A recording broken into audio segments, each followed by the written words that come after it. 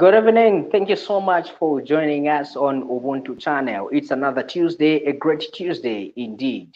And this is debate time on Ubuntu channel. In case you have just tuned in or it's your first time tuning in, this is an online platform that gets to give you a chance to come through, be part of the program and share with us your different sentiments. Remember that Ubuntu is all about all of us. I am because we are. On debate time, I am your host, Lance Sani Banda. And of course, this evening we have a great, exciting topic that we are debating on. This is the second edition since we introduced this particular program right here, which will be coming every Tuesdays at 21 hours. Apologies for bringing it a little bit late. Now, this is due to circumstances beyond our control. As you know, internet challenges are always here and there.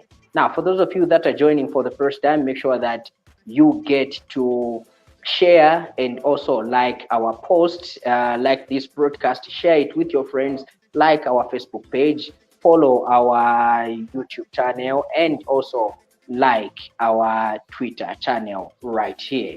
Now, today on the platform, I have with me Socialist Party member, that is Comrade Crispin Chinda. Mr. Chinda, good evening and welcome to Debate Time on Ubuntu channel. Thank you very much for hosting me. This is the first time I'm participating in this on this platform. I'm delighted and I'm happy to be here. All right, and of course, among the discussants, we also have Mr. James Banda. Now, he appeared in the debut of our program as we were discussing the role of our youths being given major roles as far as leadership is concerned.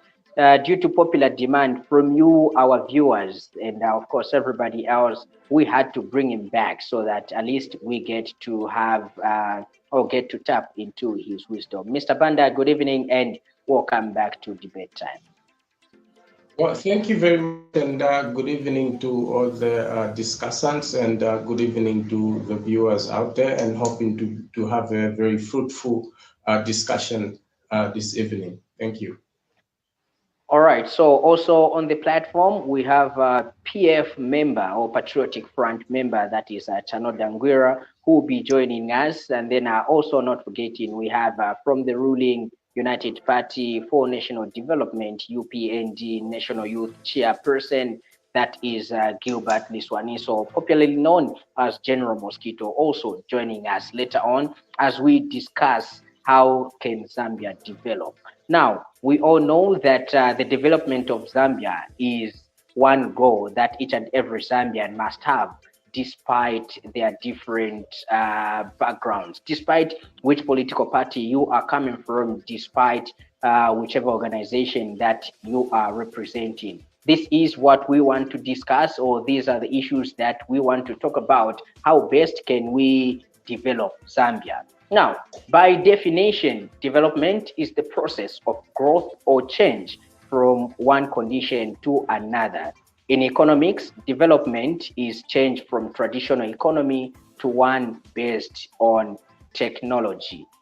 Now, panelists, from this definition, I would like us to take a hint on traditional economy, because we know that economics is one major part into the development of the country, and traditional economics is usually encounters on individual survival. Families and small communities often make their own food, clothing, housing, and household goods. Therefore, the economics of developing countries, which have largely traditional economies, often rely on agriculture. Zambia is a developing nation, and according to this definition, we are depending largely on agriculture. Is agriculture the way to go in developing Zambia? I'll start with you, Comrade Chinda. Thank you very much, and once again, thank you to you, the people that are watching us and following us on this platform. Yes, you know, a socialist party, or indeed socialist government, we are looking at what is affecting our economy. Our economy is suffering on two fronts. Indeed, this is the economic front and also the social front. So when you look at economic development, we also want to look at the social development. The social development of it is that we need to look at the living standard of our people, improving how we are going to improve the living standard of our people. The living standard of our people, mainly in social sector, we are affected by, we need to ensure that our people have access to affordable foods. Our people have decent shelter. Our people have access to education. Actually, we seek to provide or to continue providing free education because this is a socialist policy. We also need to look at the clean water, providing clean water to our people. So in doing this, we know that we need to look at a viable economic production industries that we can establish, that can be in our hands, so that those production industries, we are able to produce goods that we can sell. And after raising that revenue, we can now improve our social sector. This is what we are looking at as the socialist, because socialist is standing at equity, is standing at justice, is also standing at peace. So we as Zambians, we need to be united in those lines. And we as Zambians, as socialists, we want to encourage our people to work very hard. Yeah. Well, thank you so much. Okay, thank you so much for that. Remember, just a kind notice to our panelists right here. Each panelist will be accorded 5 minutes to debate or to express their view on the motion that is always raised on the table. And you can also get to counter-react on what you feel your fellow discussant has failed to give out quickly. Now, Mr. Chinda, I want us to come to this. In development, modern day development, or if we want to talk about development, we have been taught that traditional kind of economics is what is supposed to be harnessed. Obviously, that gets to lead into what we are calling agriculture, a country depending on agriculture produce, maybe a country depending on harnessing the means of production. What is the way to go if Zambia is supposed to develop? Yeah, so as Socialist Party also, we want to look at how we are going to support our peasants. Our farmers need to produce enough food for themselves, and they need to be supported by government. When they produce enough food for themselves, the surplus can be sold so that they can raise some money for the next production. As a country, we also need to invest a lot in agriculture. We need to have each province a state farm or state farms that will produce enough food. In different provinces of our country, we have good soils for certain crops. Let's say in Western Province, we need cashew nuts plantation or production to be done from there. In Minirunga, we want plantation for pineapples. In the Northern Province and Wapula, we want to do a production for cassava. In Central Province, we want tomato production and also mixed with maize. In Eastern Province, we were looking at the production of groundnuts, sunflower, to do the cooking oil, and also the sweet potatoes from there. I've seen on the market, there's a lot of watermelons now. So we need also that to be produced in mass. So production really is our food basket. We need to produce enough food. Muzi wachengati muntu alina njala. Muntu ana njala angashite very vons. So we don't want to keep our people with hunger. We want our people to be hardworking, and we want to encourage our people, particularly the peasant. We want our peasants to be supported so that they can produce enough food. Because when they have food in their homes, what is remaining is just supplementary from government. So we want to encourage such to be happening. So production will also grow our GDP as a country, because we will be able to have surplus to export to other countries so that we can raise more revenue. And that revenue that we are raising is supposed to go to our social sector, such as health, education, and also supporting our people that are doing business. So we want, as socialists, we really want to see to it that our GDP is raised, and we want to make sure that our production industries are also in our hands. This is what we want, because ours is focusing on local productions and finding solutions for our challenges. We don't want to look elsewhere for our challenges. We know that the challenges we are going through as a country, we have the solutions within here, and I know that we can manage to do that. All right. Thank you so much.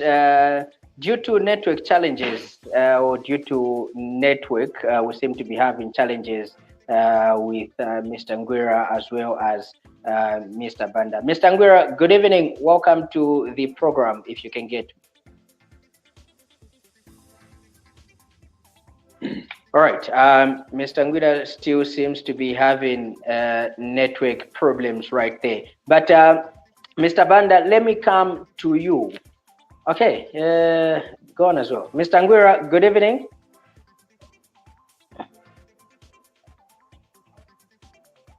Okay, I bet. Yeah, good evening.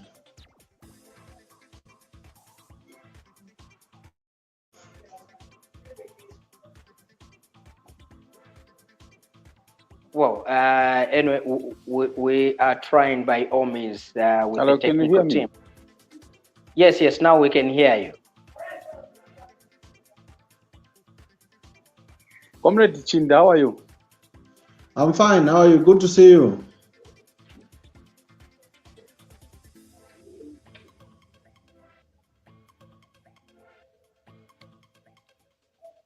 Looks like we have a serious network issue.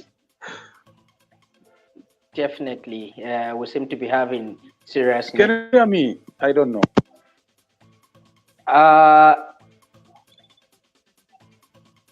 Okay, can you hear me? Mr. Ngwira, can you get me? Yes, I can hear you loud and clear. Oh, okay, great. Good to have you on the program, and thank you so much for coming back. All right, so we were talking about the definition of development, which is defined as the process of growth or change from one condition to another. Now, in economics, development is change from traditional economy to one based on technology. And a traditional economy usually counters on individual survival. Families and small communities often make their own food, clothing, housing, and household goods. Now, the economies of developing countries such as Zambia, which have largely traditional economies often rely on agriculture. The question is, or the motion on the ground to debate on is, does Zambia really need to depend on agriculture if it is to develop as a growing, developing nation? This is to you, Mr. Ngwira.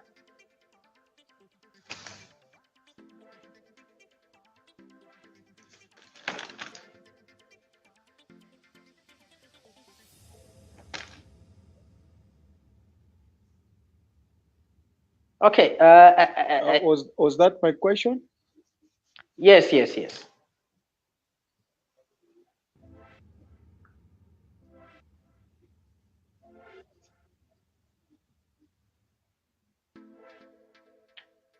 Okay, I hope you can hear me. Can you hear me now clear?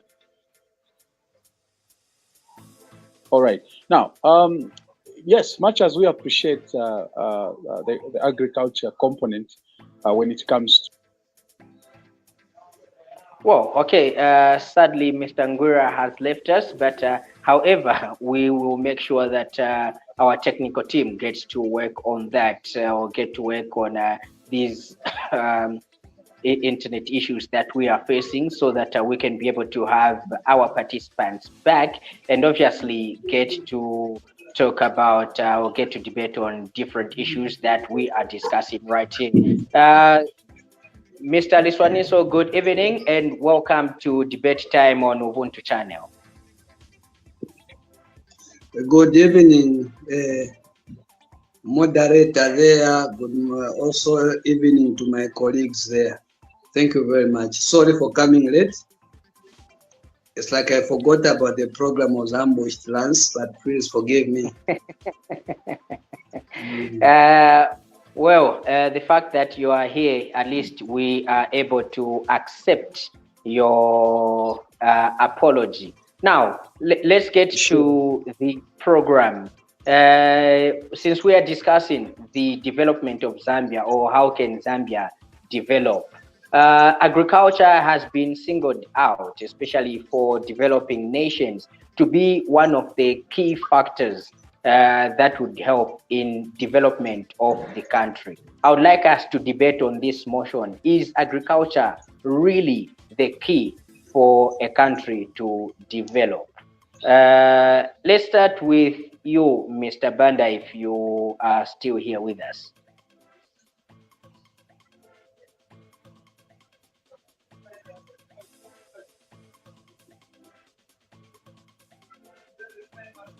Mr. Banda, are you here? Mr. Ngwira, you can pick it up. Is agriculture the key for us to develop? Yeah, so I was saying, much as I think of late, agriculture has proven, to be one of the major earner for our economy. Zambia is basically vulnerable. Depends on where we can survive from, which angle we can survive from. But suffice to say, I think agriculture, as things stand now, is proven, to be one of the major earners to every day. People, would want to have at least a meal, in the morning, at lunch, as well as in the evening. And for, members like my brother, I won't mention the name, they like eating a lot almost every time. So indeed, if as a country, we are to, remove our dependence on our copper or rather mining and concentrate much on issues to do with agriculture, the market out there is quite, lucrative. The market out there is quite promising, and the market out there is actually there. So I'll give an example of Congo. Congo is not a farming, nation. Congo is largely a mining nation, and because of that, they depend on neighboring countries when it comes to, foodstuff and the like. And so Zambia is, placed at a very strategic, area, because it can supply to Congo, it can supply to Angola there, it can supply actually in Zimbabwe, though Zimbabwe is one of the greatest hubs when it comes to agricultural products, So yes, I want to agree with you, Lance, that I think agriculture, apart from, many other, issues that can help our economy, is one of the major anchors when it comes to development. Because look, we've had issues of mining from time immemorial, even before we got independence. I don't think our minerals, have helped us so much. And these are things that are actually not renewable. Once we mine them, then they go and they go for good. But when it comes to agriculture, that's a renewable resource. you do maize today, you finish, the next season you can do maize again. So yes, in a nutshell, I would agree with you to say we would want to appeal to the European government. Comrade Juswaniso is here, their national chairperson, and obviously he interacts with President President Hakainde Hichilema. He interacts with the Minister of Agriculture and all that. Sorry, I'm used to my greatest president. Sorry. Yeah, so I think Comrade Juswaniso can take this message, to Bali and all other stakeholders in government, that I think let's invest much into agricultural issues. Thank you for now. All right, thank you so much, Mr. Ngwira. General Mosquito, let me come to you. Is agriculture the way forward if Zambia is to develop as a nation? Thank you very much, Lance, and also my colleague, Chanoda Ngwira, that I agree with him that agriculture today, as we stand as a nation, any country today that are talking about the agriculture itself, that can bring food on the table and also to create a lot of employment among especially us, the young people. What we need is to ensure that the means of agriculture, and sometimes I think I'd shared with some people that the means of sports, which we are talking about empowering the young people, we're supposed to have a deliberative policy that this ministry, every ministry in our country, should have the component of youth empowerment. That is including now the Minister of Agriculture, had been given something which will depend to the young people themselves, so that at the end of the day, most of us, we can go back to the land. Number one, the land of this country has the potential. Many times we have said that 70% of water in this country is in the southern region. I think we have something we can share and even boast across the Africa, that the land in this country is fertile to do agriculture, to do farming. So what we need now, it's young people ourselves now. How do we access opportunities from the government? That's why I've been proposing now that we should have a direct message, or the president to give direct through the cabinet PAs to say, can we have these things in this ministry, especially the Ministry of Agriculture, to say that what are the things do we need to say the young people can go back to the land, the people, the women, and everybody, so that we can now develop this country. Jonathan Gura was talking about the issue to do DR Congo there, and you have seen our president going there to open a door there for the people, that whatever we have in this country can go and export to that country. So all we need for sure is to put our heads together, is to support the president himself, Hakainde Hichilema, and his ministers, and also bring out issues, especially us, Jonathan Ngwira, because now is in opposition. It is his role now to bring out issues which are supposed to help this government. The way he's criticizing, the way he's doing checks and balances, we want to hear more from him, because sometimes we may sleep ourselves in government, but from them now on the ground, because they are the one now speaking for the masses. They are talking for the voice of the voiceless. Now, when you're talking for the voiceless, now you go deep down. What are the people talking in the rural area? Because the empowerment of a rural area, for sure, is to do with the empowerment. It's about agriculture itself. Okay, what are the needs do they need in rural areas that the government can implement now through the Ministry of Agriculture? So we need to use these offices now. Chanoda will not agree with anybody in the government, but through this platform, when they are coming in this platform, we want to hear more from them, so that we can translate what they're talking about to the ministers, so that we can develop this country. So for sure, Lance, I can tell you that to develop this country, we need to put a lot of money into agriculture. You can see that we can change it within 3, 4, 5 years. Because even voting out of any government, they're talking about the food. Out. People are complaining today. We are, all of us, we know as European, things are not okay. Every day. Even business, I'm sorry I'm using this language because all of us are able to understand a rural part that for us to survive, anybody to work extra hard. Somebody to do any job, he has to eat. You can do whatever you want to do, but at the end of the day, you need to put food on the table. Meaning business to do with eating. It's a viable business. It's a business which is going, you can see even the restaurant, wherever we are going, makeshift, wherever we go, it's about talking about food, it's about eating. So when we invest more into agriculture, meaning we're developing the country.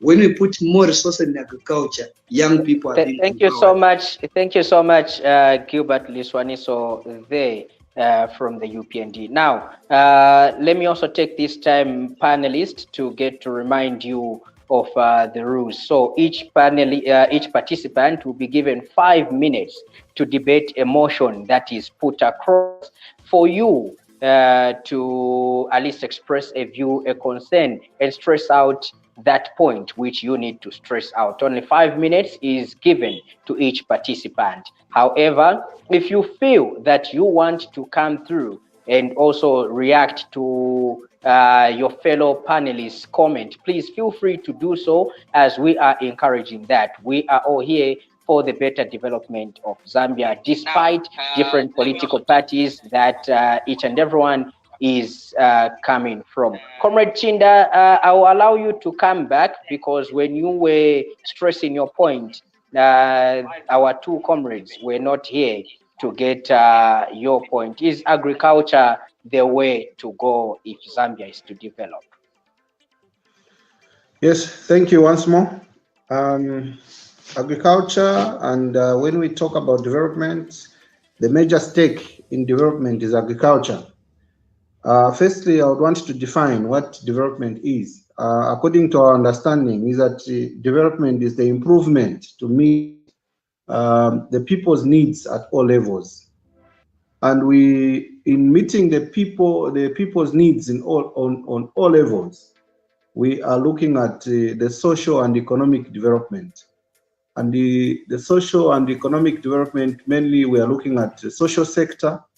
And the social sector, we are looking at the social needs. What are the social needs? We are looking at, is the food available for our people? Is the shelter, decent shelter available for our people? Is education, health available for accessible to people? So in trying to improve this, we have to look at economic development. And economic development simply means, or economy itself simply means an action in the production of goods and services. So in producing goods and services, mainly we are looking at the agriculture sector, because when our people are encouraged to produce more food, they will be able to produce food for themselves. The surplus can be sold to government or can be sold to whoever they want, because it's a free market, and they make surplus money.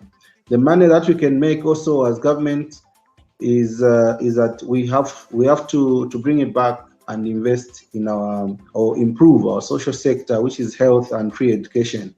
So agriculture indeed is supposed to be encouraged by all governments that comes, and that as government also we need to invest a lot in agriculture.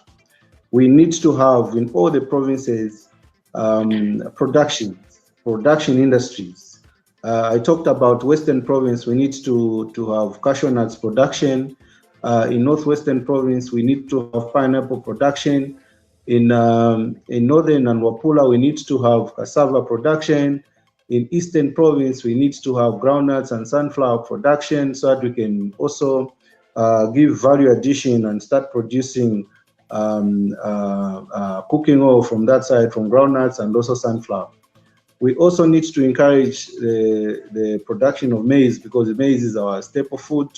In Central Province, we can also do some tomatoes. So we just need to encourage agriculture in all areas, in all the provinces of this country. We need to encourage to do that. Ours as socialists, actually, we are looking at how do we support the peasant. We need our peasant farmers to be supported fully so that they can produce enough food. Just like my brother has said, Comrade Liswaniso, muntu ana njala, sunga mu angashite vili vonse. Muntu amene ana njala, yeah, ungampase lero, but nanga mairo njala akamvera mairo futi. That's the one. So you need to look at the root cause. You need to look at how do we sort out this problem. And as a country, we are a developing country. I agree with my comrade Nguira. It's a developing country. And as a developing country, we need to look at we need to look at our people and encourage hard work amongst our people, particularly the peasants. And also, we also need to look at how do we encourage people that are doing business so that we have these economic activities everywhere. And the goods and services must be available on the market so that from the surplus money they are making, we need to access many other things that we need on the market. Actually, majority of the things that we need in our lives, they are all coming from the soil, all coming from agriculture. Most of the things that we need, because even if we talk about the soap that we use, it's also coming from the soil through agriculture. I've seen our women that are making soap through moringa tree. Moringa tree has to be grown. We've seen the cooking oil. Cooking oil is coming from groundnuts, sunflower, coming from agriculture. So agriculture is the engine of the economy, and agriculture is actually everything, because we need to eat. We eat every day. So really, agriculture is something that we need to look at. How we can make sure that we do that. I want to tell my brother also, Comrade Nguira, that you see we cannot give up on copper. We are known as a copper producing country, and we have also named our copper bullets, our boys as copper bullets, and all this. Your time is up. Thank you so much. Since I've been mentioned, I can react to what Comrade Chinda just said. I haven't finished my point. Remember, let me finish my point so that can. You only have 5 minutes. Can I finish so that? Okay. All right. I'll continue. Okay. Yeah. So what I'm saying, Comrade Lance, is that I didn't say that we should basically get rid of mining. No, definitely we can't, because I think we have the natural resources that are quite available. But what I was saying is that I think we must not, consider mining to be the main earner of our economy. Instead, I think we need to continue from where the Patriotic Front government ended, where, they empowered the farmers through FISIP and many other deliberate, programs under Minister of Livestock and all that. So basically, we can't stop the mining activities. But what I was saying is that we understand that the mining activities, that's a non-renewable resource. But when it comes to agriculture, we are assured of, doing the same thing even the following season. So I wanted to clear that with my comrade Kachinda, to say, I did not say we should literally stop. We have to continue with all right. Yeah. All right. Thank you so much. We'll come to that motion, the issue of raw materials. That is a part of our agenda, because in developing a nation, there is really much that is needed. But still on agriculture, more than 55 years of Zambia since independence, we have been talking about agriculture as a major sector to develop the country. Where are we falling as a country to develop, using this agriculture? History has it that all these developed countries have used agrarian economies. So now, where is the problem? We have been using agriculture, but we are still at the same place. We are still stagnant. We have talked enough about agriculture as a driver for economic growth. Why are we failing to implement the good policies of agriculture? So if really agriculture is a key component in developing the nation, why do we talk and we fail to implement? I'll start with you, Mr. Nguira, because you are the immediate past. I'll be honest with you. It's not that we have failed per se. When you look at the PF manifesto, the way it was structured when it comes to issues of agriculture, I think first of all we wanted to, make that peasant farmer to become a commercial farmer in a reduced thesis, like I said.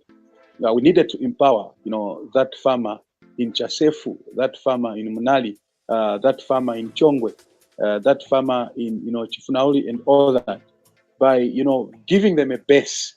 How do we give them a base? Subsidizing, agriculture inputs, where a farmer only pays about 400 kwacha and gets, maybe 2 bags of fertilizer or more, or through cooperatives and all that.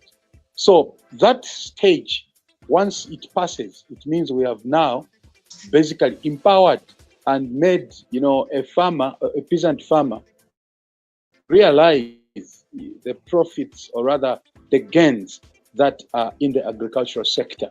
And our plan was to actually, continue by making sure that as a nation, either through ZNS, through Zambia Army, or through the Ministry of Agriculture itself, change certain policies where as government, we own, certain enterprises like farms at commercial level.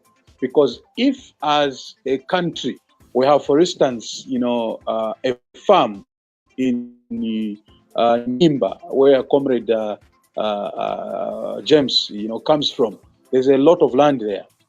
We have maybe another farm in Chasefu, where I come from. We have another land, from all the constituencies as government. One, that will create employment for the Zambian people.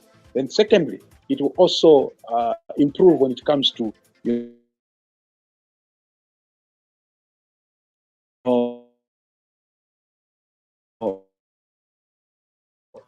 there is a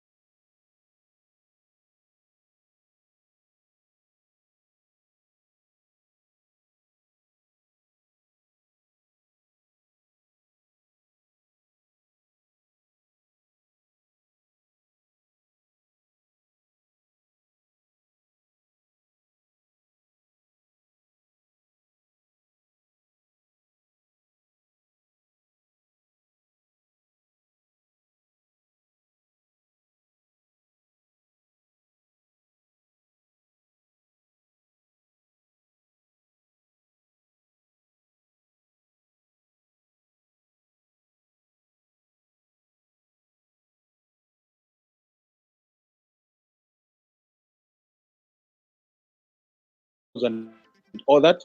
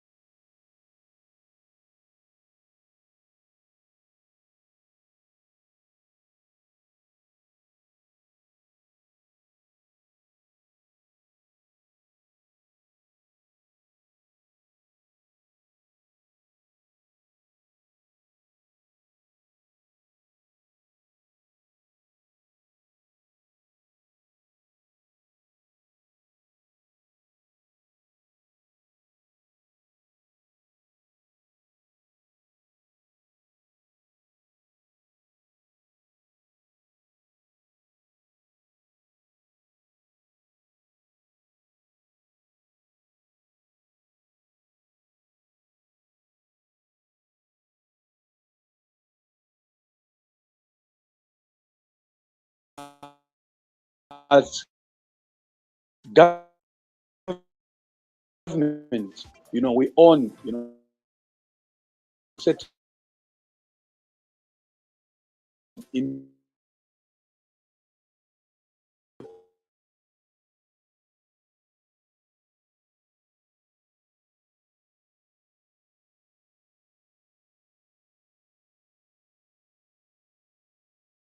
in where comrade comes from. There's a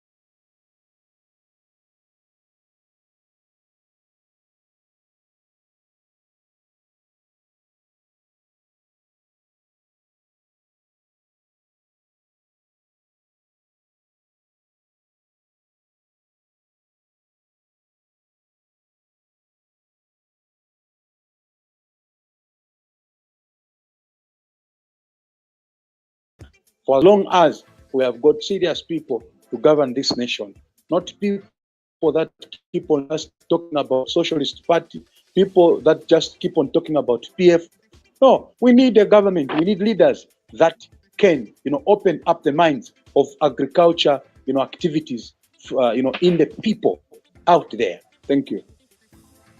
Thank you so much, Mr. Ngwira. Comrade Chinda, let me come to you. We have spoken so much about agriculture. 55 years since independence, Zambia continues being a developing nation, and we say agriculture is an integral component of developing Zambia. Why are we still stagnant when we know that agriculture is a right component? And we have seen regimes come and go. We still talk agriculture. Nothing seems to be working. Yeah, I think for me, I need to also commend former President Edgar Lungu for the policies that he left in place. I know that there was a project of cashew nuts production in Western Province that was started. I know that there was also this pineapple production that was started. I know that there was also cassava production that was started.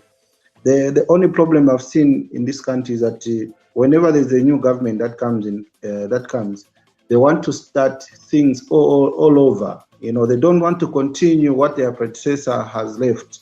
They don't want to do. There's no continuity amongst ourselves. But above all, before politics, we're all Zambians, and we want to see to it that Zambia develops.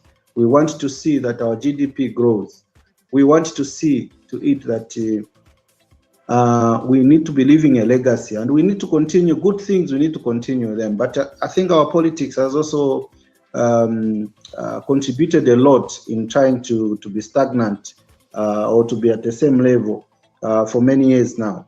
But I think there's a bright future. I don't want to politic, but a Socialist Party, we are focused on looking at how are we going to promote agriculture by supporting our peasants. How are we going to improve our agriculture by making sure that we have government farms in all the provinces. We need to have government farms in all the provinces. We need to seek production industries in all the provinces. We want to talk about also the marijuana, that is agriculture. Medicinal marijuana is something that even the policies there, it went through parliament, everything is on advanced stage. That one, we can earn foreign exchange from it when we put our efforts to growing marijuana for export, and the money that we realize from there can also help our people, our peasants, to grow more crops. And also, we also need to encourage our people not just to grow maize, but also to grow different crops such as soybeans, groundnuts, sweet potatoes, and many other things. We need to encourage our people to do that, because where we are coming from, tenzoziwa che milisi kuti mukankhala naka farm ni kulima che milisi chabe, then milisi all the time is milisi. We know it's our staple food, but I think we have done a lot of maize. But of course, we need to maintain certain farms for maize, but we also need to do soybeans and these other crops. So we need to encourage that. And also, as a party, as Socialist Party and any other party, I think what we need to do, or what we need to look at, is that let us have this continuity mentality that we should have. Let's not discard everything that our friends started now because you don't want to be affiliated to that, then you want to do away with it. I think continuity must be there for the good things. I'll tell you, if this government continues with cashew nuts production in Western Province, I think we can also create jobs from there. If we continue with cassava production in Northern Province, we can create jobs from there. If you continue the plantation of pineapples in Northwestern Province, we can also create more jobs from that side. Then we just need to do value addition. What we don't want, or what we don't like in socialist policies, is that anything that we see where it is economically viable, we want to bring in an investor. We need to do away with such things. We need to own our own production as Zambians. When we own our own production as Zambians, we will be able to raise enough revenue for our country.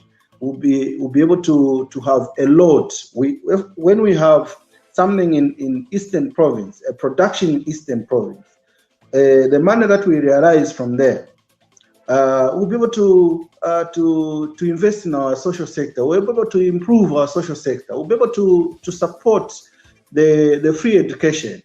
At the moment, we have a very good policy of free education, which is very good, because education is supposed to be accessible to everyone, regardless in society. And it must be sustainable. It must be supported. We cannot depend on borrowing. We cannot depend on money that is coming from IMF or any other donor that is giving to us. We are supposed to raise our own resources to support the education sector. Our health needs to be supported from agriculture, from what we are growing from agriculture. health, we are talking about marijuana production. That is agriculture as well. We are supposed, the money that we are raising from that production, we're supposed to support our health sector. So agriculture is everything. We just need to make sure that the government that is there in place, we invest a lot in agriculture. We invest a lot of our people, and we need to avoid bringing up investors all the time. We need to own our own our production. When we own our own production, I'm telling you, Lancy, that we're going to raise enough revenue from this sector and be able to improve our social sector in the where it is. So social sector, there's a lot, because all of us, we depend on it. We depend on our social sector. We need decent houses for our people. We need access to food. Ngati talima maningi vakudya vonse vizankhala full per market, viza cheaper no cheaper. But if we don't invest in our agriculture, we cannot start importing foods from other countries. Some of us have gone to these other countries. So madiana nsima, and then ukumbwa no kumbwa opeza ti wankhala 1 week. So uiganiza nsima is because of the Zambian in us. Kuti zona ni teko cheka nsima, but there's a variety of food that you can eat. So I'm also looking forward for a day where I have a variety of foods that I can eat, so that nsima stika ko maningi nzetu. But at the moment, we know shima is our staple food, and all of us tifuna cheka nsima so that tajao kan nsima de singa pite no jao kan nsima. But in agriculture, when we grow enough crops, we'll be able to have a variety. We can choose what we want. So we need the government that will be responsible in that. Okay. All right. Thank you so much. Your time is up. Hopefully, Mr. Banda, you are back. And if you are, good to have you back. But I'm going to start you up from another level of the debate, since we have already passed the other part. Now, to our viewers that are watching us, remember that this is debate time on Ubuntu channel. This is the second edition. We have shared the link with you on the comments box. You can be able to come through, join us in the studios, ask your questions, share a view, share your sentiments, or share a comment on what we have discussed so far. Remember that you only have 90 seconds for you to react to everything that has been talked about right here on this platform. Better still, you can send us a message and we'll be glad to read that message from you. Now, as we are waiting for people to join us in the studio, I want to start with you, Mr. Banda, if you are still here. Developing countries mostly rely on raw materials, which can be traded to developed countries for finished goods. Now, these raw materials include oil, copper, coal, timber, etc., etc. We have talked about agriculture. Does Zambia need to diversify from agriculture going into the dependence of raw materials if we are to see it develop and move from the tag of developing nation? Over to you, Mr. Banda. Well, thank you very much. And sorry for joining in a bit late. The dependence on raw materials and the issue of diversification from agriculture to exporting raw materials is one and the same thing, if you ask me. At the end of the day is something that is can be tagged as raw materials. Farming sector to diversify is to go into value addition, for example.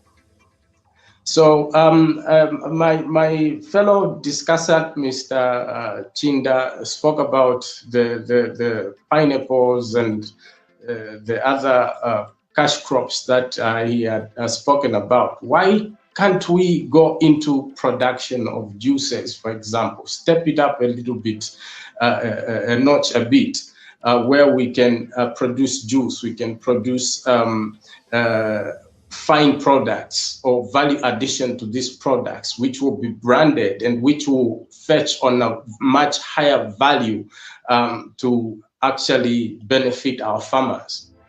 Now, talking about the raw materials, steel, timber, and raw cobalt and raw copper, raw diamonds, emeralds, for example, we don't have diamonds, and raw gold. Why not diversify from that? Because we've been doing that for a long time. How long have we had mines in this particular country, and the development aspect of it, and the benefit from these raw materials that are being exported out there to the Western world are not seen up to now? 50 years down the line, we are still exporting raw materials. We need to move away from the thought of exporting raw materials and move into a thought or an attitude of adding value to every raw material that we have. Okay. To do certain things like to produce gold chains and the like, but if we start and move and invest into that direction, then we are going to see tangible development and tangible benefits for our people from their raw materials. The next thing that I must say here and emphasize is that the agriculture has had a lot of investment in the past 50 years by different governments, from the FISIP that we have peasant farmers out there, but we have been doing it haphazardly because we haven't been investing the knowledge and the know-how into these farmers. I would want to believe that the initial reason and goal for the FISIP was to empower the farmers and get them from being peasant farmers into commercialized farmers. How can they commercialize themselves if they don't have the know-how on how to run commercial farms, for example? So we have been doing it haphazardly. There is half empowerment here and there is no empowerment. I would want to echo here also that the most important empowerment that a human being or this country needs is the skills in the mind and the mindset change. So let me also elaborate it a little bit like this and go to the root cause of why I think and I feel and understand that we are here where we are. If you look at the base, which is our education system system is silo. It's silo in a sense that it only teaches more on the academics. There is no TEVES, the technical aspects of skills in our students is lacking. And I would want to advocate for that, because what that does is that when you, for example, you complete your grade 12, you have the technical skills, the TEVETs with you, you'll be able to create employment. We are talking about how can Zambia develop in this aspect. You understand? So how can someone enhance a raw material into a value-added product to sell if there isn't that skills imparted in them from the word go? The goal for Zambia is it should be holistic in terms of development. So develop in the mindset, develop in the people, first of all. The first investment should be in our minds so that we can move with everything moving with us, not leaving something behind, and then you hope to develop in that aspect. The issue of, for me, the issue of exporting raw materials doesn't come to play. We need to move away from that. The issue of agriculture diversification should be value addition. Thank you so much. Your time is up. I would love to come to Mr. Ngwira, for one simple fact. The PF regime really did so much, obviously, in the production of copper and all these raw materials. It was obviously a backbone for the development of the country. However, Zambia is still underdeveloped, or should I say Zambia is still a third world country. Mr. Ngwira, should Zambia continue depending on raw materials if we are to move from the tag of developing nation? Basically, I think just like Red Rinso has said, oh, sorry, Mr. James Banda has said, we must not even start talking about these issues of raw materials. Obviously, you understand just the word itself, raw. When something is raw, means it has no value. When something is raw, it means in terms of its importance, it's not up to the crescendo, or rather the peak. The Patriotic Front government indeed had a lot of in short, it endeavored to push the agenda of value addition, and we were getting there. But the challenge, also with democracy, is that many things, many ideas tend to die at the change, at the point where there's change of government. The regime change has brought in a lot of, issues. A lot of things have been on a standby. Just like Comrade Chinda earlier on alluded to, when the UPND government formed, or rather came into office, they stopped they have stopped almost all those projects, the pilot projects that the Patriotic Front, was doing. You talk of under Ministry of Livestock. The Patriotic Front was empowering these cooperatives and the women especially, and the youths, with live chickens, with live, stock, in short, cows, you talk of cattle, you talk of goats, I know so many other things. But our colleagues, thought that, no, that was just a political ploy and all that. Now, if it is a good political ploy, why not continue with it? The cashew nuts project that Comrade Chinda alluded to, is it in the Western Province? Yeah, I think so. Look, if that project or those issues were still to continue, trust you me, today we're going to be talking about something different. I think I would want also to echo what my brother Banda said. Look, we are tired of exporting raw maize, either to Malawi, Congo, or wherever. I think the idea of, first of all,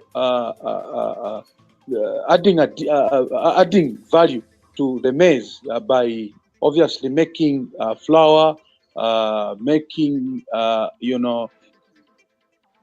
feed, stock feed, making mealie meal, and all these other products. Trust you me, we are able to actually gain more. You'd find that a 50 kg of maize, which is supposed to fetch maybe around 500 kwacha, if you put it into a chigayo, or you make mealie meal out of that 50 kg, you're going to realize maybe a 25 kg of breakfast mealie meal, a 25 kg a roller meal. You talk of maybe another 25 kg of zit gaga or something, So once you get those products and you take them to Congo, my time seems to be running so fast. Once you take such and you take them to Congo, you agree with me that the amount will not be as and when it is just raw. Even these our little minerals that we still have in the country, you would find that taking copper the way it is cheaper. But when we make copper wire, we make steel and all that, you'd find that the price is going to be higher. We have gold now in this country. They have got quite a number of deposits of gold. Why don't we process such and make, for instance, Comrade James Banda likes rings, chains, and all that, nose rings and all that. We use that gold and process it and export it. I know Comrade Chinda is not so much into rings and these necklaces, but we have musicians like him, a band, that would want to put on those things. And that is value addition. So the politics, believe you me, have brought us where we are today. Zambia would have developed a long time ago. But unfortunately, we have brought in politics and we affect innocent people like Comrade Banda. If we are to live as a country and just behave normally, without looking at politics, without bringing in politicking and all that every time that government change, believe you me, we cannot be where we are today. But politics has killed us. political, vindictiveness, political show off, political competition, it has really killed us. It has made us, I'm asking for 1 more minute to be where we are. So believe you me, we are messed up because of us politicians. So Lance, don't even go anywhere. Us, me, and Comrade Chinda and Liswaniso have destroyed this country because we feel that when the time for Chanoda is up, Comrade Chinda comes in, Comrade Chinda has to erase everything that Chanoda was doing. It's not good. It's not good. All right. Thank you so much. Your added 1 minute is up. Mr. Chinda, let me come to you also, speaking about the same means of production, but in this way, Socialist Party or socialism believes in owning the means to production. Is the only way a country can develop. Yes. Now here we're talking about raw materials, depending on them, exporting them to developing nations so that they can at least make whatever they're supposed to make out there. And with the belief of the Socialist Party, is raw materials also a way to go in the development of mother? Yeah, thank you. I think what we need, we need to do away with capitalistic behavior, where you want to own the production. The only thing that you are providing to the country is just employment, but then it's just a fraction of the people that are employed in those production that are owned by these capitalists. What we need basically is to own our own production. For how long are we going to have to be hearing about copper when we don't have not even a mine as Zambians? We are known to be a copper producing country, but we don't have any production, any mine to be proud of, any production. At the moment, copper prices at the record high at the moment because of obviously electric cars that Europe are making, and these other countries that are making those electric cars. So copper will be at a record high and will continue going up. But as Zambians, we need to look at what can we do to benefit from our copper. Are we only going to depend on the taxes? Are we only going to depend on the jobs? And then these people, the so-called investors that are in our mining sector, all they do is just blackmail government. When government tries to put in, let's say, a windfall tax, they will tell government that we are making losses and we are going to lay off workers. And there's no government that would be happy, that would be very happy to see to it that a lot of the workers will be laid off. So they are forced to sit on the table and negotiate so that those workers are maintained. But for how long are we going to do that? I think as Zambians, it is now time that we need to own at least 1 or 2 mines. What former president did, Edgar Lungu, started, it was a good thing that they started a mining company which was sold cheaply, and a mining company that for 20 years only declared losses. I think it was time for us to get that mine so that we can run it ourselves as Zambians. I remember that even in this new government, the Minister of Mines himself, he was on the floor of Parliament, saying that from the time that the mine was in the hands of the Zambian people, the production actually increased. And for me, I was very happy because there was this notion where we were saying that Zambians cannot run a mine. In 1991, our governments were advised by the capitalists or the IMF that government is not supposed to do business. But that killed us. Look at how many companies that we lost in the process. If we had those companies, the Mansa batteries, if we had the Mansa batteries, if we had the motor assembly, if we had all those companies, all we needed to do is just to improve so that we start running those companies on ourselves. And as Socialist Party, we are looking at how we can establish those productions on our own. The other thing that has also let us down is of course, the education sector. My brother, James Banda there, has said it, that the education system has not helped us so much. What has happened is that we are just producing paper graduates. We are not producing practical graduates.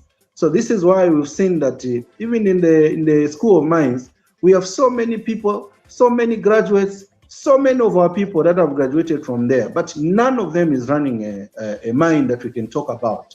So where is that knowledge gone to? Where are they? As for us, and this is why when we go back to talk about the economic or economy itself, it's an action in the production of goods and services. And then we have the services that we're talking about. It's the labor, the expertise. But where are our people that have been graduating from University of Zambia and also Copperbelt University? Where have they taken that knowledge? Is that knowledge supposed to be used just to go and look for employment? I think we can do better as Zambians. For us, we are advocating that Zambians must own their production, and these things that we are learning from school must be put into practice so that we can develop this country.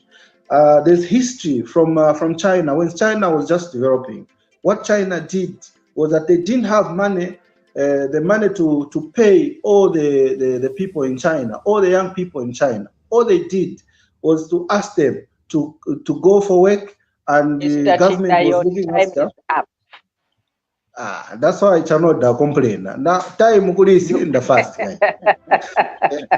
You have an encyclopedia of information. Unfortunately, you each only have 5 minutes to at least make a comment or react to our motion on the table.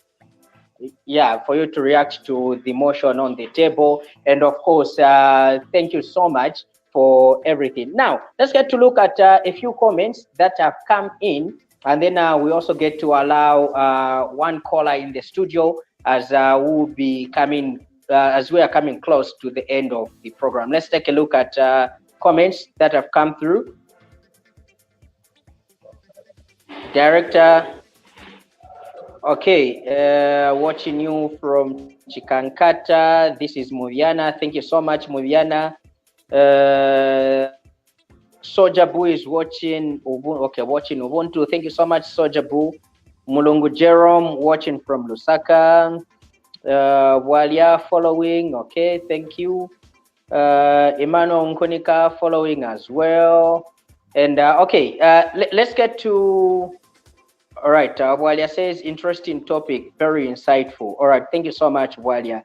Lawrence Mulungu says, how can we make the FISIP program better? Because in its current state, we seem to be spending money on same people every year, and they don't seem to develop at all. Very good concern right there, and a very productive question. Enoch says, I love the unity and objectivity of panelists, despite different political parties, but raising serious points. Thank you so much, Tonga Enoch, for coming through. All right, let's get to allow Nyachisengu in the studio, and then on the other side, we get to wrap up with one last motion that we have on the plate. Good evening, Nyachisengu. How are you doing? I'm doing great. Thank you so much for allowing me to come into the studio. And gentlemen, you're absolutely amazing. You know, it's great to listen to all your comments. Like somebody else said there, you know, you're all coming from different political parties, but, you know, when you're in the studio, you actually are, you know, acting like Zambians, responsible citizens, which is a fantastic thing. I want to come in here with a few comments. Maybe I would say, somebody said, can Zambians, us as Zambians, can we actually change the world? I think my answer would be, I'll emulate President Obama, and I'll say, is federalin. That's an Irish word for saying, yes, we can. Is federalin.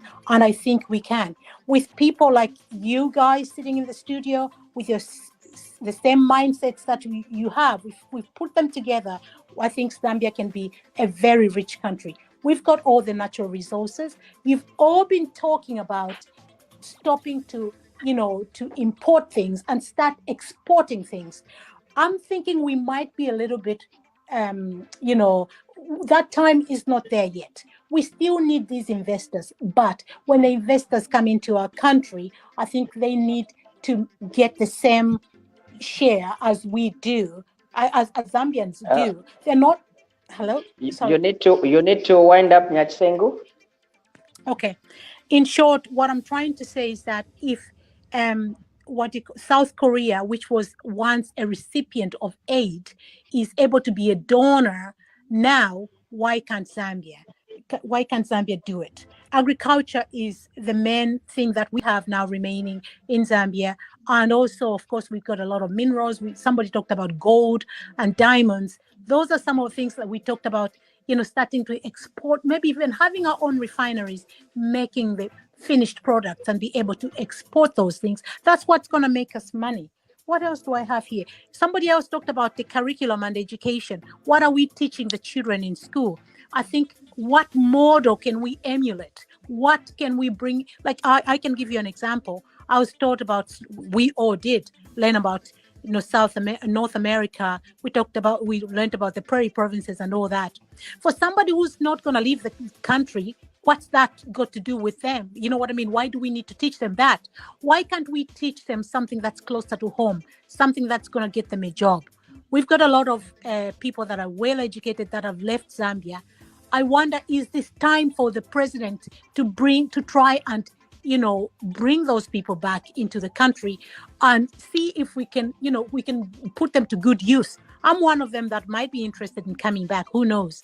Ireland did it. They made sure that all their students had very good education. They introduced free education, like Mr. Hakainde Hichilema has done, and they all left the country. But at some stage, I think in the year 2000, they tried to entice everybody to come back. Most of the people did come back, and Ireland at one time, which was a very poor country, became quite rich. So we can do it. East Federline. Thank you.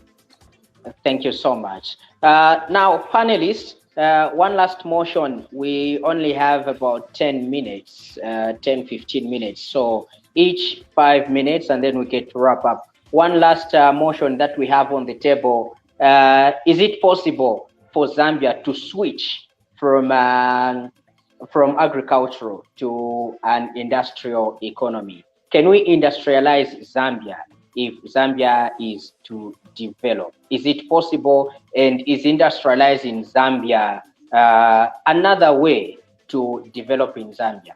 Let me start with Comrade Chinda.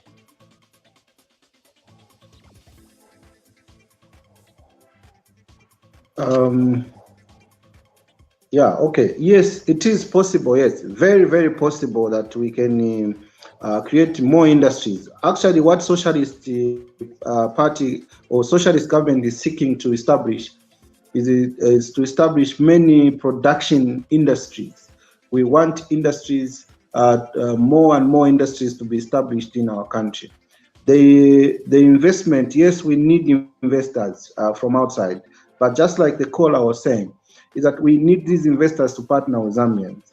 You can't go to South Africa wanting to do something there without partnering with the South African. I think we need to bring that in our country. And as Socialist Party, we are looking at doing that, because as socialists, we are looking at the local solutions or local resource mobilization. We are looking at how do we find solutions to our challenges that we are faced with for a long time. I'm giving examples of before 1991 under KK. We had a lot of companies. The only problem that was there is that we had so nice conditions of services.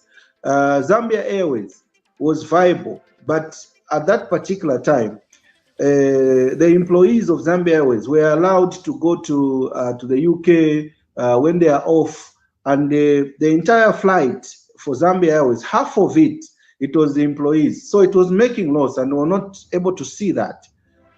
Also ZCCM, I think ZCCM also Shmine in the Copper Belt, they can tell you a story that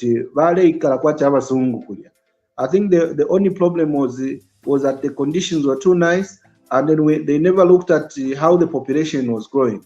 But now, we need to look at what you put in is how much you put in, that is how much you get from there. So our industries, we need to create industries. We need to have a lot of production industries. We also need to change something in our education sector, in our education system, so that our education now starts giving us skills. Our education starts producing practical graduates, not paper graduates, because paper graduates has been like an entry point for you just to get a job. But now we want our Zambian people to, when you're coming from school, you even feel like you can do everything. You can even stand on your own. We want our people to be standing on their own. They can survive anywhere they go. I have visited a country where the government advertises jobs in the print media, but people are not applying for those jobs because they want to work on their own. We want our country to reach that stage where people will be more focused on producing their own things. You can never be rich in getting a salary. And the socialists, we want to create billionaires through these industries that we seek to establish. We want to support our Zambian people. We want to support hardworking citizens.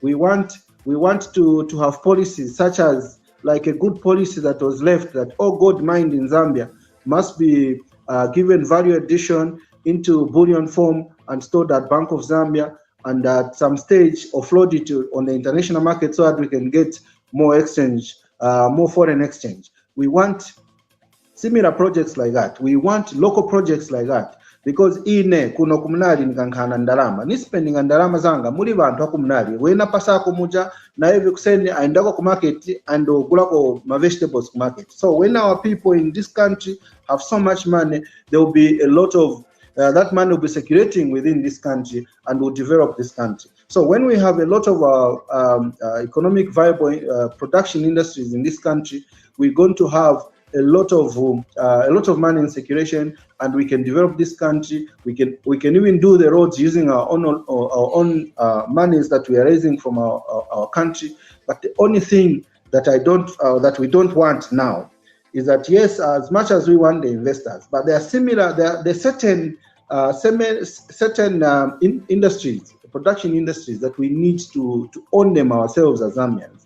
So for that, I think we are looking at how can we improve Zambia, and the solution is with us. So Zambia will be developed by us, the Zambian people, and the good policies that we can put in, so that our money, our profit is not externalized. Our money must be spent here. Thank you. Thank you so much. Mr. Ngwira, Mr. Banda, I would love to end with you. Mr. Ngwira, Zambia must be industrialized if we are to see development. I'll be honest with you. We cannot talk about industries without, the main players in making industries be viable. We cannot be talking about industries without the resource, to run those industries. The resource starts, with human resource, which needs to actually, have, some knowledge, which brings in, education. How is our education, system? How is our curriculum? Are we still learning about thorax? Are we still learning about skeletal? Are we still learning about, how many body parts has a fly got and all that? So those are the things that we need to look at.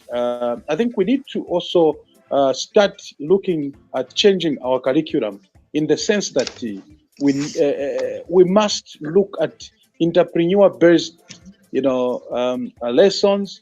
We need to look at, technical-based, lessons that we give to our kids. Then coming to the issue of industries themselves, industrialization brings about, production. We'll become a producer. We'll become a productive country. We'll become a country that will have, value addition to whatever it is. But then, build industries, then what? So we cannot get rid of one agriculture. We can't get rid of mining. We can't get rid of, all these things. They have to be there, so that they help us realize the potential in industrialization. Because, for instance, I'll tell you about maize. We've got quite a number of milling plants that around this country, but we can go further. I'm happy that President Lungu indeed brought in policies like having ZNS. I'm happy now they are producing mini meal and all that. They brought the idea of those solar milling plants, mini plants and all that. It starts from there. So we need to really get into, first of all, empowering our people with knowledge on how, we can help to make them realize that we can actually be independent. There was a question that someone asked to say, how do we, help with FISIP? I'm still in the same line of thought. I think it is the work of these district agriculture officers, DACOs, to make sure that if a member of the society has been given fertilizer, they have put it in use. And actually, when Comrade James Banda came on the show, I remember one time we shared one transport when we were coming from Eastern Province. He was coming from a farm. And I was just thinking to say, I think this year has come for us to do something in Nyimba, in his district, where we can do one or two things. He has got a lot of land there. I don't have to travel all the way to Chasef to go and cultivate. So once that is done, then we get that product and bring to Chinda and associates industry, to add value. Whether it's sunflower, you guide it into cooking oil. We have minerals that can bring us quite a number of things. We can depend on our own, on ourselves. What do we need? We need political will, Lance. We need politicians to have, the love of Zambia. We need politicians to have the heart, for the people that bring us into these offices. It must not be business as usual. And we must also run away from this mentality of saying we can't do it unless a Chinese come and do it for us, unless a white man comes to come and do it for us. Come on, guys. Let's retire from such mentality. We can do it ourselves. Are you telling me that if today you buy Chigayo for Comrade James Banda, who is quite industrious, he cannot run it? He will definitely run it whilst I'm doing my politics. I know that James Banda, as he's doing his songs in the studio, Kumbali, but uku, nishimundu agaya miris. So we need to, stop depending. Some of these things, people are making bread, are Chinese. You mean we can't make bread? If it ngapange bread kuchoka pa oven chikonda moyo tipanga bwino from oven ujayokum, why don't we just put in some techniques and all that and bring it to be at a larger scale? So we have got our own people that can do those things. So the moment we realize that, the better for this country. The moment we realize that, the better for this is the reason why we have got people like when James Banda wanting to join politics, because all we do is nothing but politicking and politicking and politicking. So please, let's your time stop is up, Mr. Ngwera. Thank Next you time, so much. 10 or 15 minutes. No, that is very much noted. Work on that. Mr. Banda, I want to end with you in this way. If Zambia gets industrialized, this means that there wouldn't be need for raw materials to be exported, but Zambia will be producing everything on its own. Industrialization is a way to go for Zambia to develop. Your take. Well, yes. First of all, I want to start it to end like this. The mindset, our minds, first of all, have to be developed themselves. What do we think? And what do we feel? Who do we think we are? And what are we as a Zambian? What are we capable of doing? What are we capable of producing to the world? These are questions that can be answered. And it's very unfortunate that I've heard echoes in the political realm where politicians are saying Zambians can't run mines, which is a very unfortunate situation for our leaders to think that Zambians are not capable of doing anything but other people who are going to come from somewhere else are going to help Zambians do something for themselves. They are rendering us Zambians as workers, not as owners of these particular industries or manufacturing companies or whatever is there that is producing value-added products and for export. Now, the mining industry and the agriculture sector are the pinnacle of the Zambian economy, and these can fit into the industrialization of this particular country. And this can only happen if the education moves with it. I remember some times ago when we were in schools, Yawakaundama school, we would go to school to learn how to make desks, to learn how to weld, to learn how to play ngoma, for example. The creative aspect of education in our education system has just been erased off. If you erase the creative aspect of a person's mind or a society's mind, you've rendered those people to be like robots and robotics, because then they'll need people to come and make them work, because their memories, their minds only memorize. They are not creative. They are not innovative. So we need to move this the education system into the aspect of the creatives, which is the TVET, and move along with the academics. Okay, so now the industrialization of Zambia will only start from there. So how can you industrialize a country where the mindset of the people or the skill set does not allow for it to be industrialized? Where are you going to get the manpower from? I had an opportunity to visit one of the companies or value addition companies, which is exporting a number of goods from Zambia, from raw materials. And the Zambians had to be taken to China to go and be trained there to come and work here in Zambia. So we need to seriously look at the base and look at how we can now move coherently with everything, the education system together with the mindset that we saw really need to change in the way we look at ourselves as Zambians.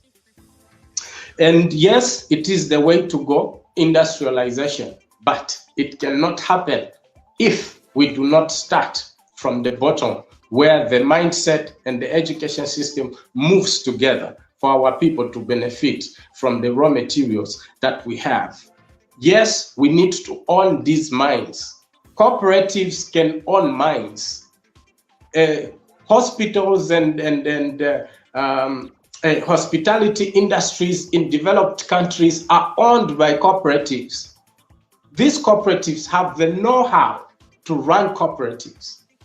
We need to seriously look at that also, because that is also another chain or way which will create innovation and actually help this country to industrialize. Because we seem to be looking at, we don't have the capital. The cooperatives are formed in order to come up with the capital to delve into a business and make money from there and empower the local people or empower ourselves. So it is only the Zambians who can empower themselves, who can create wealth for themselves, because the foreign direct investors, their interest is in the profits and giving Zambians a little that they can survive on.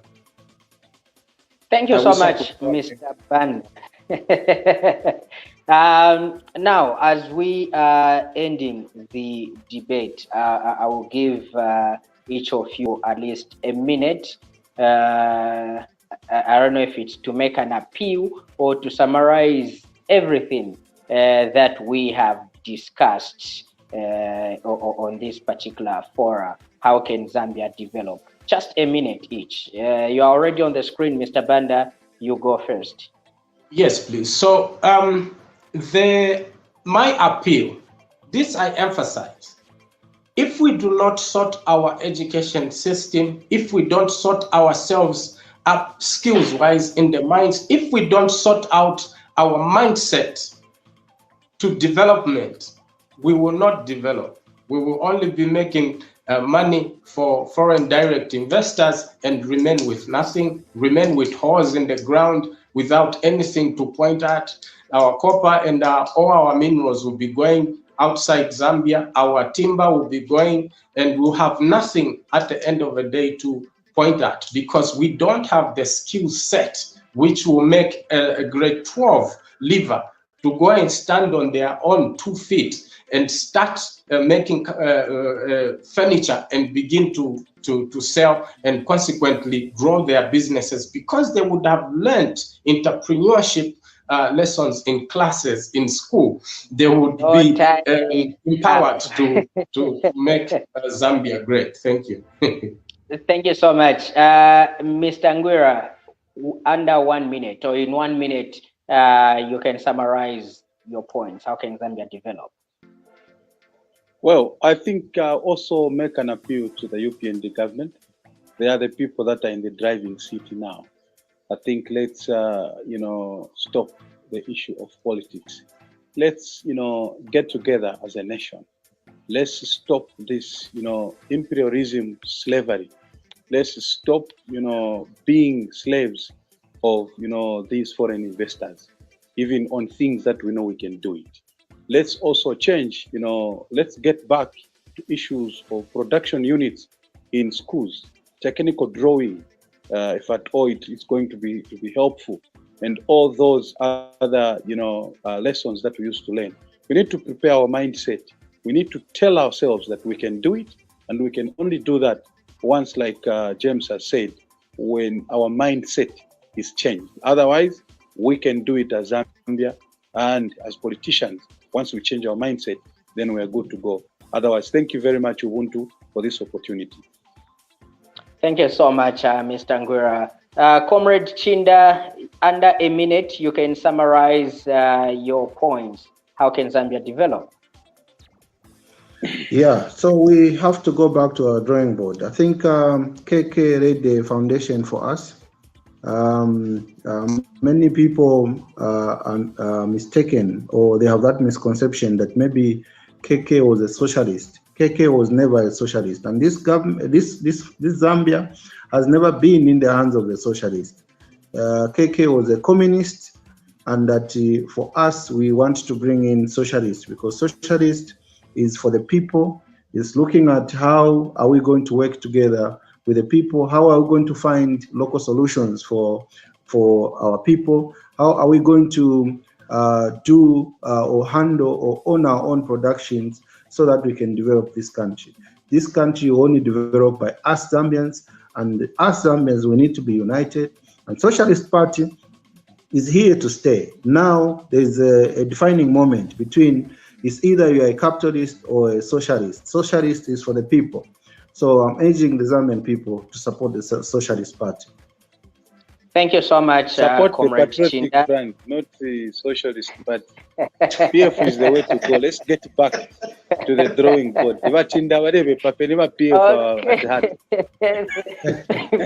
Thank you so much. All right, thank you so much, panelists, and of course, thank you so much to our viewers. Remember that empowerment of people takes development much ahead of simply combating or ameliorating poverty. Now, in this sense, development seeks to restore or enhance basic human capabilities and freedoms, and also enables people to be the agents of their own development. This is Ubuntu Debate Time, which comes your way every Tuesdays at 21 hours, as we get to bring to you people from different walks of life to bring through their divergent views, but of course in oneness, to see that we foster development of the country. I have been your host, Lance Sani Banda, and of course my panelist today consisted of James Banda, who is Nkanizanga Director. Also, we had Crispin Chinda, who is a Socialist Party member of Okay, I can only remember mobilization. You can help with that, Comrade Chinda. I'm a member of National Executive Council. National Executive Council in charge of mobilization. Then, of Party, course, yeah. not forgetting Mr. Chano Dangwira, who is a Patriotic Front member. Now, do join us again on Tuesday at 21 hours as we bring to you another interesting set of panelists. But do not forget to also join us again tomorrow as we bring to you Meet Your Leaders. In tomorrow's guest, we have Tabo Kawana as we get to discuss the UPND's 11 months in power. Thank you so much. Good evening and have a blessed one.